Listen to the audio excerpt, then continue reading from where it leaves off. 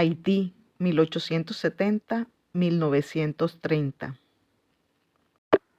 En 1804, Haití se había convertido en el primer país independiente de América Latina.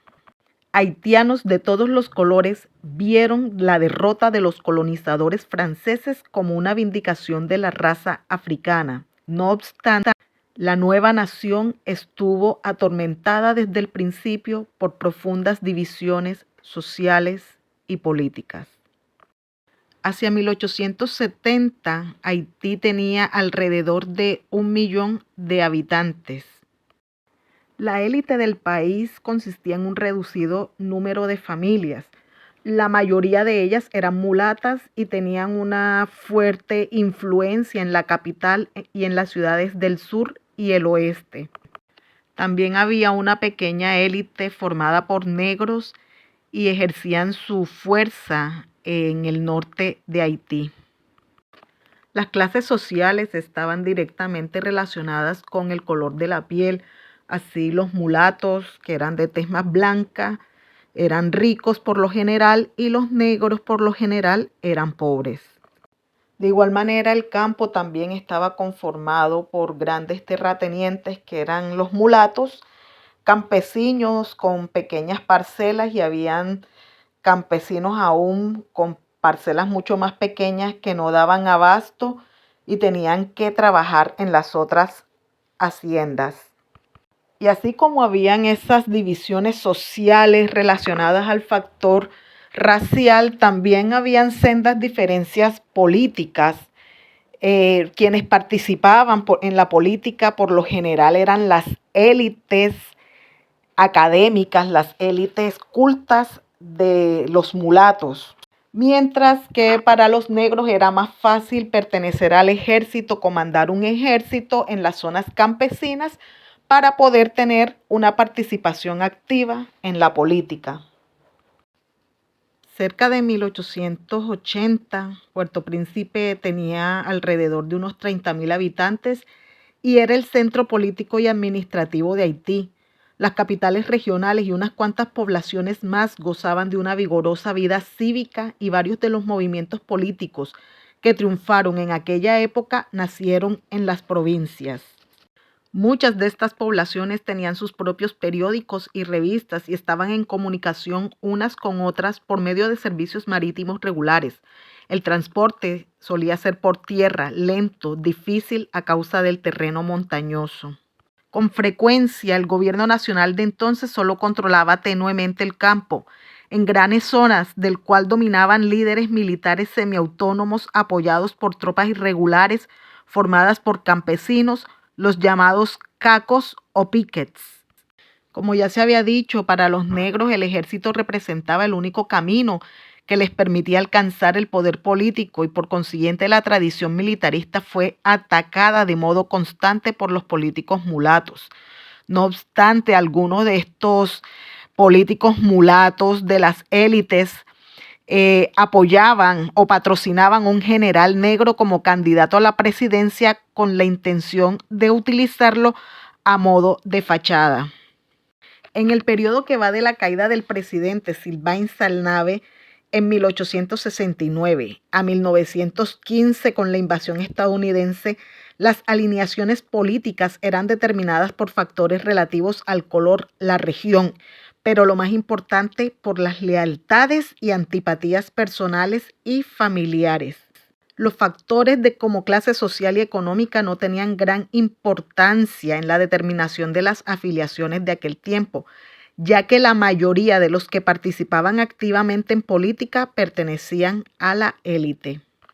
En el decenio de 1870 a 1879 crecieron en Haití dos partidos políticos razonablemente distintos y coherentes, el Partido Liberal, encabezado por Boyer Baselais, y el Partido Nacional, cuyo dirigente era Desmévar Delorme. El Partido Nacional lo formó una alianza de intereses varios que se oponían a la tradicional élite y tenían por patrón a Louis Etienne Lysius Félicité Salomón. Entre sus miembros y líderes preponderaban los negros, así como un grupo significativo de ideólogos. encabezados por Louis Joseph Janvier. En los últimos meses del régimen de Canal se produjo una escisión en las filas de los liberales, lo cual permitió al Partido Nacional ganar las elecciones de 1879 y hacer que Salomón volviera del exilio para desempeñar la presidencia de la República 1879-1888.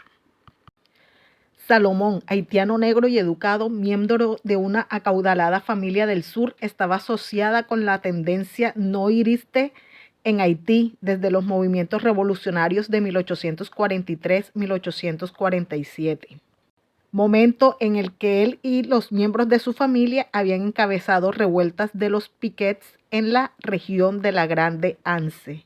Durante su régimen se fundó la llamada Banque Nationale con capital francés y se aprobó una ley agrícola que repartió parcelas de tierra del Estado entre los agricultores que accedían a cultivar para la exportación. Esta ley también facilitó un aumento de la intrusión de compañías de propiedad extranjera, dándole derechos de nacionalidad que incluían la posibilidad de poseer la tierra. El gobierno de Salomón termina en 1888 tras haber sido derrocado por levantamientos de orden político.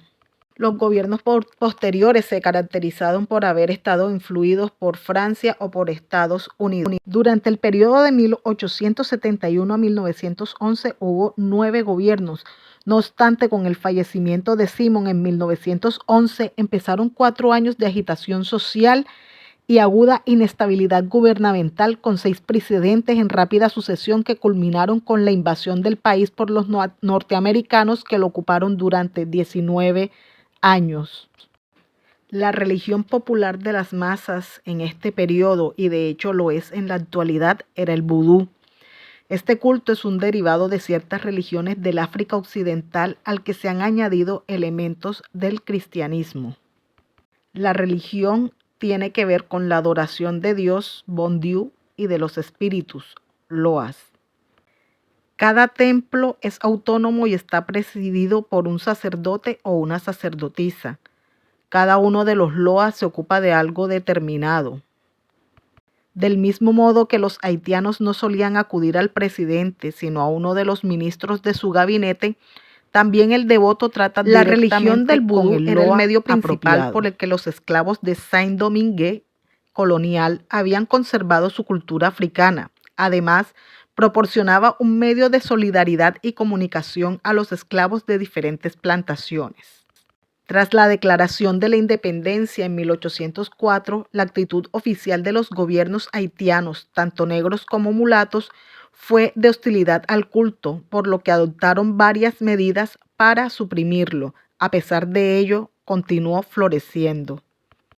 En 1860 el gobierno de Giffard había firmado un concordato con Roma y a partir de entonces la Iglesia Católica desempeñó un papel cada vez más significativo en la vida cultural y política de Haití. La Iglesia era un instrumento importantísimo para la propagación de la lengua francesa y la cultura europea, y el gobierno francés la consideraba así. Durante el decenio de 1860 llegaron órdenes religiosas y fundaron varias escuelas primarias, a la vez que sucesivos gobiernos habían construido unas cuantas más. También existían ya algunas escuelas protestantes en Haití al llegar el decenio de 1870. Sin embargo, la Iglesia Católica pronto fue la institución de enseñanza más importante del país.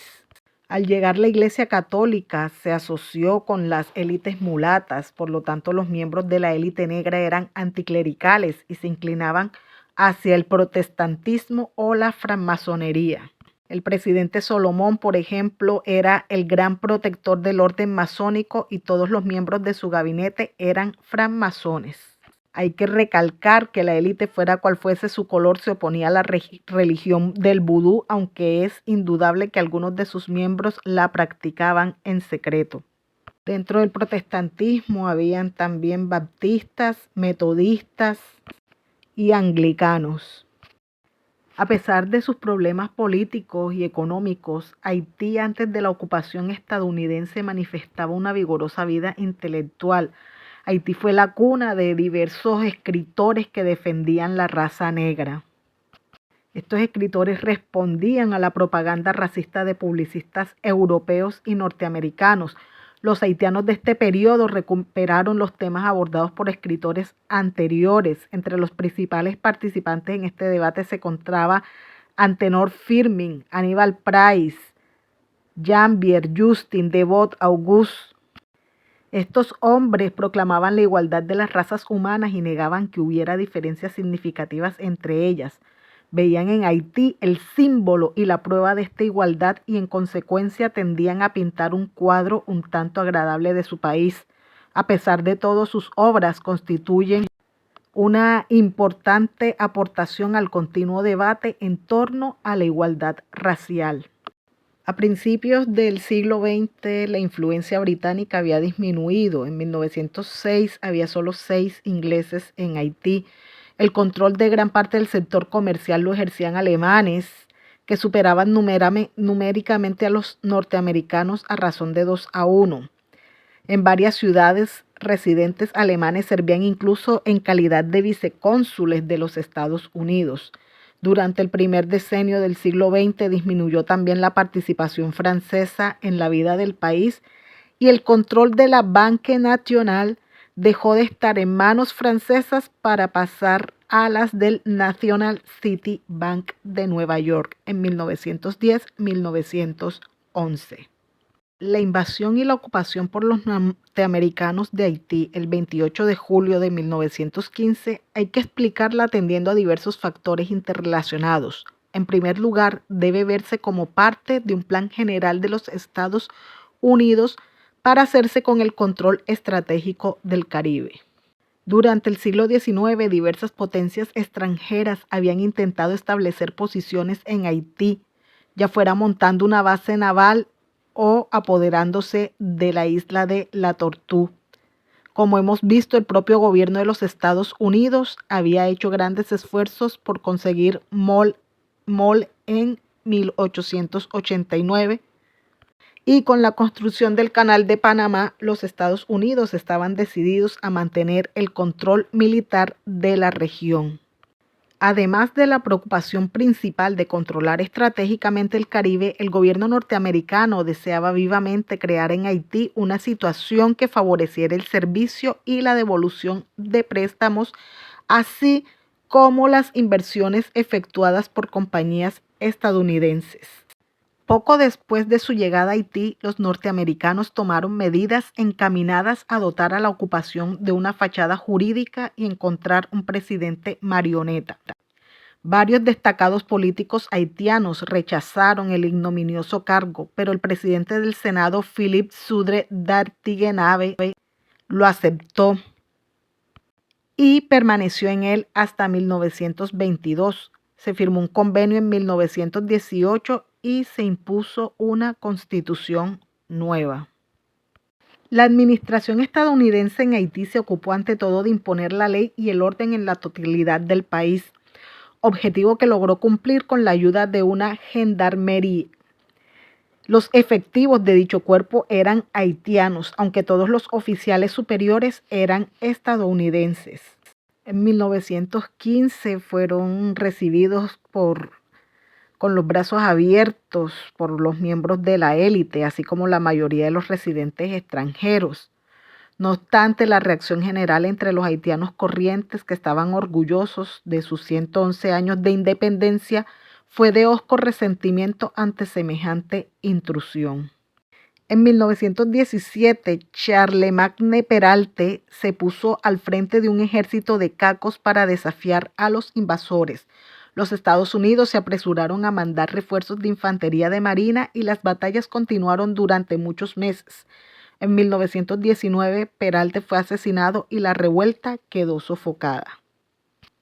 La resistencia haitiana continuó manifestándose por medio de un creciente movimiento nacionalista, que se unieron a la oposición de algunos de los que en un principio habían colaborado con los norteamericanos. Ciertos aspectos de la ocupación habían ofendido a la élite, como la actitud racista de muchos funcionarios norteamericanos, la importancia que se concedía a la educación técnica a expensas de los estudios clásicos, el Service Technique como parte de una política que consiste en formar médicos, maestros técnicos y agrónomos, creyendo que una clase media fuerte se convertiría en la espina dorsal del país y contribuiría en gran medida a asegurar la estabilidad del gobierno. Los continuos abusos, el expulsamiento de campesinos de sus tierras y todas las acciones del gobierno estadounidense en Haití fueron creando un malestar general, y en 1920 el movimiento nacionalista ya había unido a haitianos de todas clases y colores en el empeño de poner fin a la ocupación estadounidense.